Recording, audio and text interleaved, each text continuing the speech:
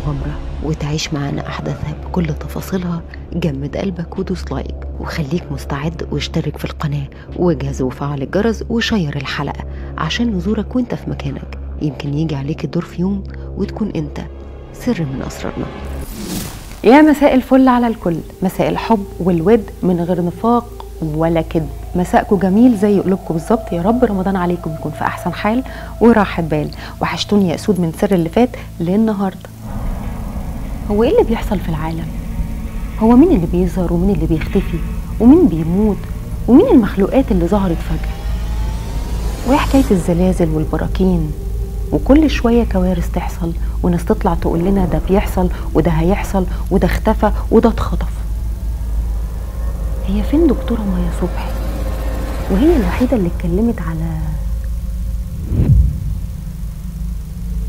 اللي عايز يعرف اجابه كل سؤال من اللي انا قلته يكمل معايا سر النهارده.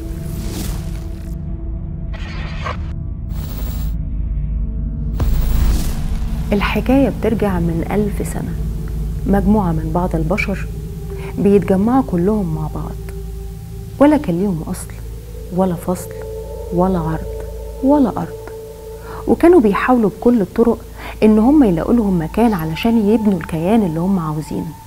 والاجتماع ده كان في روسيا من 1000 سنة عدت، وهم مجتمعين وكان ليهم رئيس الاجتماع ده. قال لهم هو احنا عددنا قد ايه؟ قالوا له احنا عددنا كذا. بص لهم كده وقال لهم طب انا لو اديت لكل واحد فيكم طيارة حربية واديت لكل واحد فيكم دبابة مصفحة ومدتكم وسلحتكم بأحدث الأجهزة اللي تتخيلوها وما تتخيلوهاش، هل بكده نقدر نسيطر على العالم؟ بصوا لبعض وهو قاطعهم رد سريعا وقال لهم طبعا مستحيل. احنا بالمنظر ده عمرنا ما هنقوم اي حاجة ولا هنكون عندنا كيان ولا هيكون عندنا السيطرة اللي احنا عاوزينها. قال لهم الحاجة الوحيدة اللي تخلينا نسيطر على العالم ونمسك زمام الأمور كلها في إيدينا هي إن احنا نسيطر على الاقتصاد. الاقتصاد، بيوت المال، السياسة، الأبحاث العلمية، الإعلام، كل ما يخص الاقتصاد لازم السيطرة عليه. ولو احنا سيطرنا على كل الحاجات ديت يبقى احنا مسكنا العالم في إيدينا ومسكنا زمام الأمور. وبالفعل قاموا من الاجتماع او المؤتمر ده وهم مقررين انهم هيسيطروا على العالم.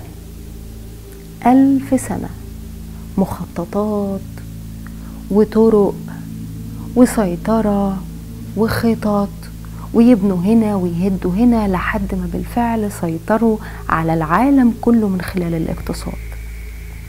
نجحوا في السيطرة. كل ما يخص الاقتصاد بقوا هم رقم 1 فيه ونجحوا في ده. الله، هو مين يا ساره المجموعه ديت ومين الرئيس الفظيع اللي انت عماله بتحكي لنا عنه اللي في اجتماع من 1000 سنه قرر على انه يسيطر على العالم لا ونجح؟ الافراد دول مجموعه من اليهود، وكلكم عارفين ومن غير ما انا اقول لكم اكيد هم اغنياء عن التعريف. مين بقى رئيس المجموعه اللي بيخطط ويدبر ويقول لهم وهم يمشوا على اللي هو بيقول عليه او يرسم لهم الخطوط العريضة اللي هم ينفذوها؟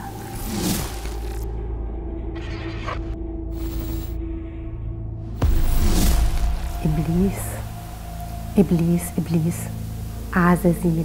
يعني انت عايزة تقنعينا ان ابليس بيتعامل مع بني البشر؟ ايه يا سارة، هو معقولة في حد بيشوف إبليس؟ أعوانه وخلفائه على الأرض. أصل هو حط نفسه بمثابة الأنبياء وإن هو ليه رسالة، ورسالته هم الأعضاء اللي هم بتوع المجموعة أو المنظومة إياها اللي كلنا عارفينها.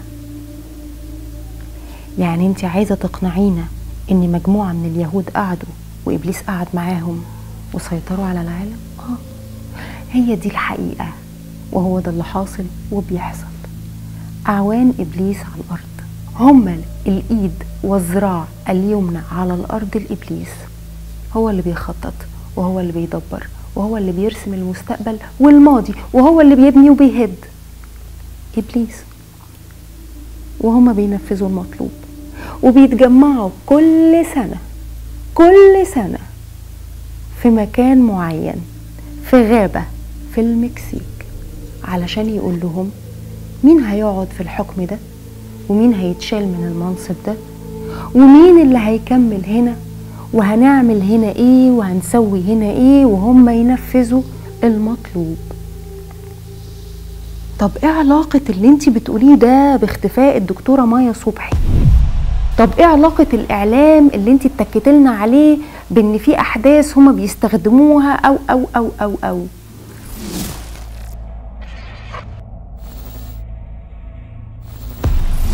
هل مايا صبحي كان ليها علاقة بالماسونية؟